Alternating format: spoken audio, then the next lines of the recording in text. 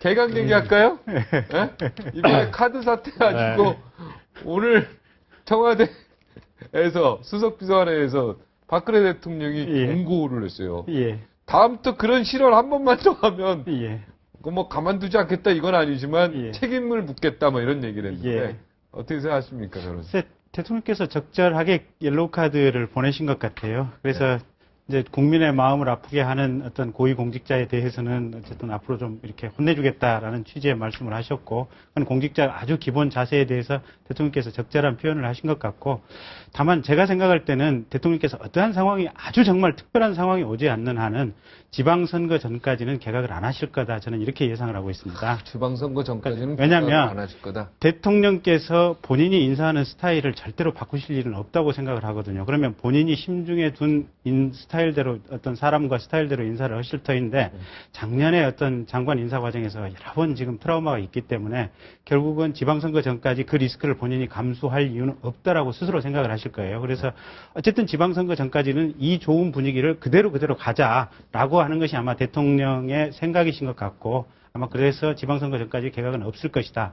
근데 다만 이제 현호석 부총리 개인에 대한 관계에서 보면 전체적으로 현 부총리 처음에 임명할 때부터 주변에 좀 얘기들이 좀 있는 것 같더라고요. 근데 평균적으로 저도 이제 그분을 알지는 못하나 인터넷이라든지 뭐 인터넷에 돌아다니는 자료만을 가지고 이제 그분에 대한 험담을 주로 좀 모아본다면, 험담을 주로 모은 겁니다. 보면 이분은 어쨌든 되는 것도 없고 안 되는 것도 없다라는 것이 처음에 어떤 인사 당시부터 하는 얘기였는데, 작년 7월에 이제 새누리당에서 개각 얘기 나왔을 때, 그리고 또 작년 연말에 언론이라든지 또 새누리당 일각에서 개각 얘기 나왔을 때도 얼추 지금 비슷한 얘기들이 나오고 있거든요. 그러니까 이번 카드 사태에 대한 실언 자체는 어떻게 보면 약간의 실언이라고 할 수도 있는데, 지금 어떤 정책의 큰 흐름 방향이 지금 현재 어떤 고용이 지금 많이 부진해 있고 어떤 양극화가 계속되고 있고, 우리 지금 올해 자체 예산이 벌써 25조 부채내가지고 지금 국가 예산 편성한 거 아니겠습니까? 네, 그러니까 옐로우 카드가 아니라 빨리 이게 그렇습니다. 뭡니까? 그러니까 이분이 빨간 걸 줘야 된다, 빨간 카드 줘야 된다 이런 이분이 얘기입니까? 정책을 펼치는 방향이 어떻게 보면 뭔가 독창적인 어떤 상상력이라든지 뭔가 문제를 극단적으로 해결할 수 있는 아이디어가 안 나오시는 분인 것 같아요.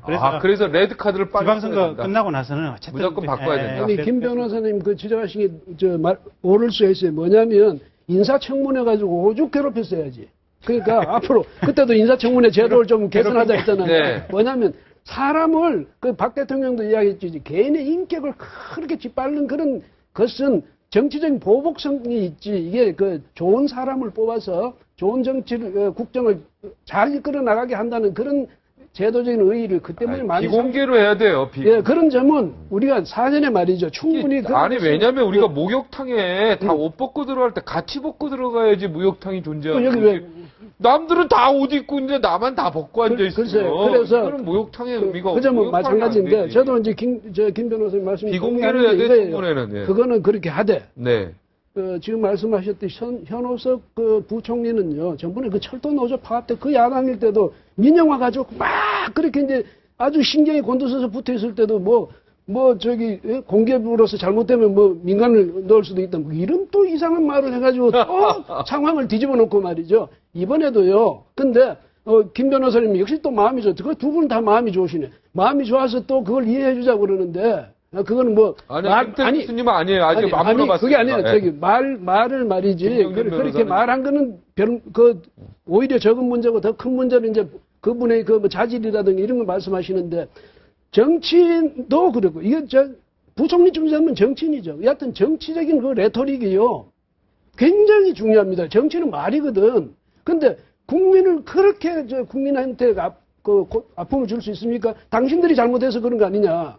근데 우리가 은행에 가서 그 앞에 이렇게 있으면 깨알같이 써진 거 그거 일일이 우리가 검토 다 하고 도장 찍으려면요, 뒤에 한 300m쯤 줄 설 거예요. 네. 근데 오늘 대통령도 그런 걸 지적하셨던데, 바로 그런 것 때문에라도 국민들, 특히 서민들 말이죠. 가슴에 못 박는 이야기 하는 사람은 그 자리에 앉아있을 자격이 없다 이 말이에요. 예. 그래서 대통령께서는 네.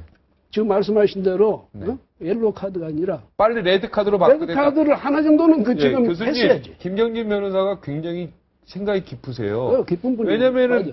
옐로우를 해야지 계속 새누리당과 청와대가 욕먹거든. 계속 욕먹기 때문에 여기서 레드로 빨리 바꾸면 안 되는 거야. 저기 생각이 깊으신 분이야. 아니, 무슨 야당 지도자도 아니고. 저는 여기서 레드로 빨리 바꾸면 우리 여기는 급한 거예요, 이 교수님은. 시비 걸 네. 그게 없어지니까. 그러니까. 저는 이런 생각이에요. 그래야지 지방선거 이기지. 김태일 교수님 말씀. 박근혜 대통령께서 하시는 그 말의 스타일을 우리가 감안해 보면 박 대통령께서 저 정도 얘기를 하신 적이 없어요, 사실은. 네. 자신이 한 인사 문제에 대해서. 네. 그럼 저거는 레드카드나 마찬가지입니다. 네. 자기 본인이 물러나야 합니다. 아, 옐로우가 아니라 아니, 레드 갔는데. 경고다. 다음에 눈치 없이 그냥 옐로우로 알고 그냥 가만히 있으면 안 된다. 그건 옐로우가 아닙니다. 저거 사실상 레드다. 예, 지도자들마다 그 표현의 그 정도가 있습니다. 우리 경상도의 어른들이요.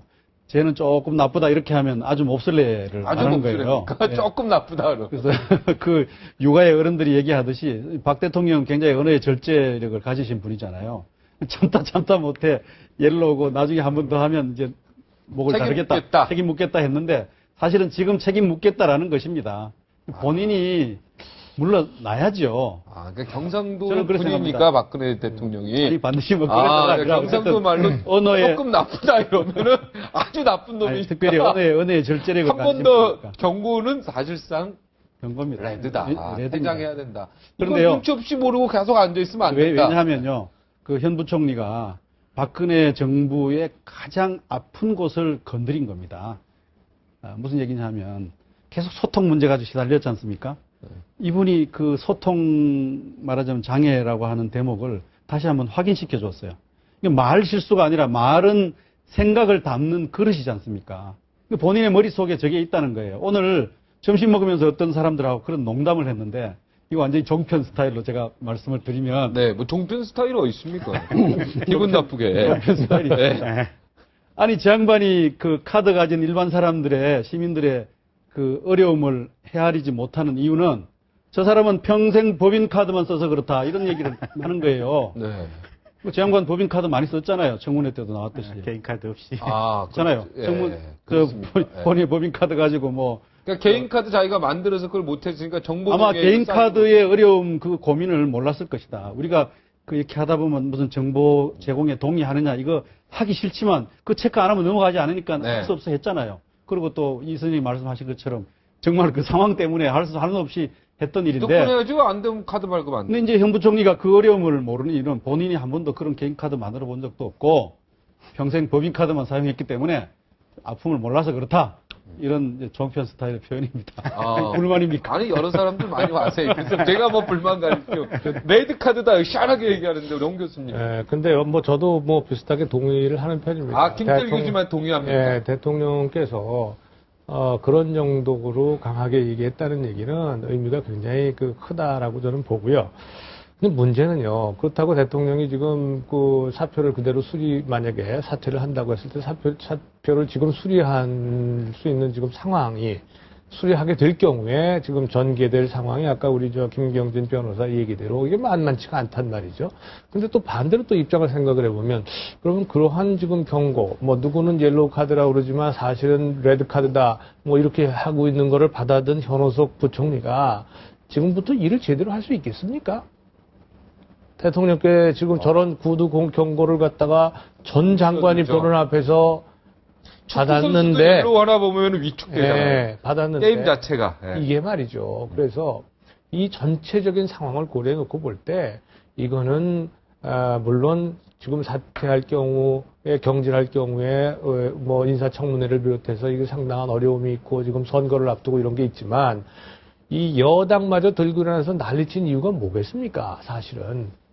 이게 이 지방선거에 미칠 파장이 이게 만만치가 않기 때문에 지금 그랬단 말이에요. 그렇죠. 근데 그런 상황이기 때문에 제가 보기에는 이런 정도라면, 이 사퇴하는 것이 저는 옳다고 보고요. 그럼 그 이후에는 어떻게 할 거냐. 인사청문회 자꾸 이 걱정을 많이 하시는데, 우리 이 전 정부에서도요, 경제부처 장관 맡으신 분들 중에서도 아주 능력 뛰어난 분들 많아요. 그러니까 이미 그분들은 인사청문회 거친 분들입니다.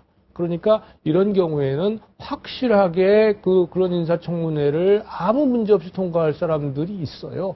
능력이 있고, 그런 분들을 갖다가 찾아가지고, 지휘권을 맡기는 것이 오히려 그리고 뭐 대통령이 예를 들어서 불러서 내가 잘 모르지만 대통령이 불러서 내가 생각하는 창조 경제는 이런 것이고 기획재정부가 앞으로 해야 될 역할은 이런 것이다. 당신은 어떻게 생각하느냐?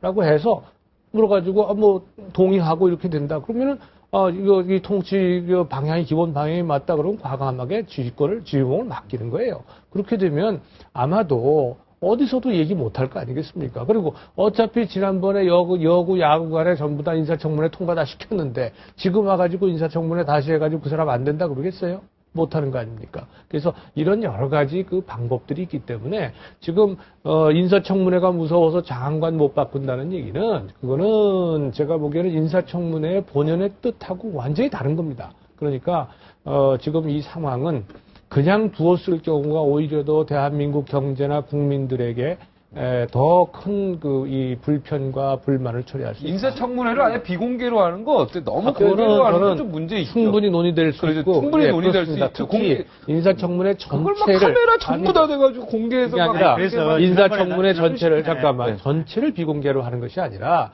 나누는 거예요. 정책과 모든 이런 비전에 대한 것은 이건 국민들이 공개. 모두 알아야 됩니다. 그러니까 이것은 공개적으로 하고요. 개인에 대한 것이 있어요. 혼외자라든가 이런 거.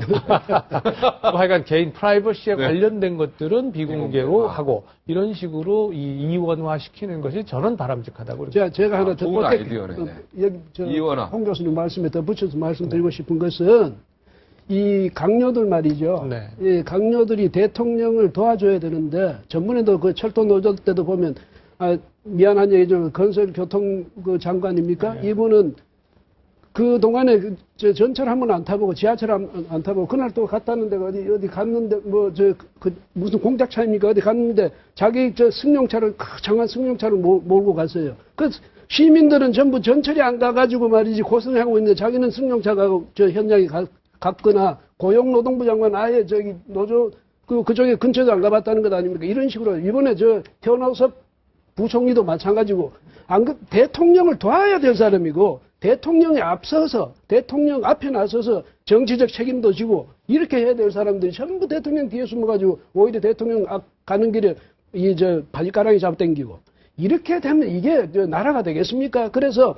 이번에 꼭 반드시 자기가 말이지 이게 엄청난 무슨 잘못이 돼서 책임을 져야 된다는 게 아니고 장관들이 책임을 져야 될 경우는요 정치적 책임도 져야 됩니다. 그다음 대통령 이미지가 그럴 때 자기가 대신 책임져 주는 거 자기가 잘못할 때도 책임져 줘야지만은 이 장관들이라는 것은 각 부처의 장관으로서 해당 자기 부처를 이끌고 가는 책임도 있는 사람이지만은 국무위원으로서 이 국가를 경영하는데 같이 참여하는 그런 의미도 있죠. 또 하나는 뭐냐면 대통령이 대통령이 정치적 책임을 져야 될 때 자기가 그 정치적 책임을 짐으로써 이 국정 전반을 쇄신, 이런 분위기를 바꿔주는 그런 역할도 해야 됩니다. 그래서 그런 의미에서는 지금 다들 말씀하셨지만은 정말 자진해서 좀. 제가 좀 보완 말씀을 강해요. 아니, 잠깐만. 여기가 약하게 가고. 아니, 김 변호사. 계산이 깔려있는 것 같아요, 지금. 조금만 보충을 드릴게요. 30초씩. 지난번에 우리 지식경제부의 최준경 장관이 있잖아요. 네. 아니, 전력 대란이 났는데 그게 지식경제부가 전혀 알 수 없는 상황이었단 말이에요. 네. 그런데도 여야에서 들고 일어서 책임지라고 그러니까 나 책임질게. 나갔죠. 책임졌지 않습니까? 네. 왜 이런 용기가 없습니까? 장관이 좋은가 보죠. 자, 59초 후에 다시 돌아와서 결론 내리겠습니다.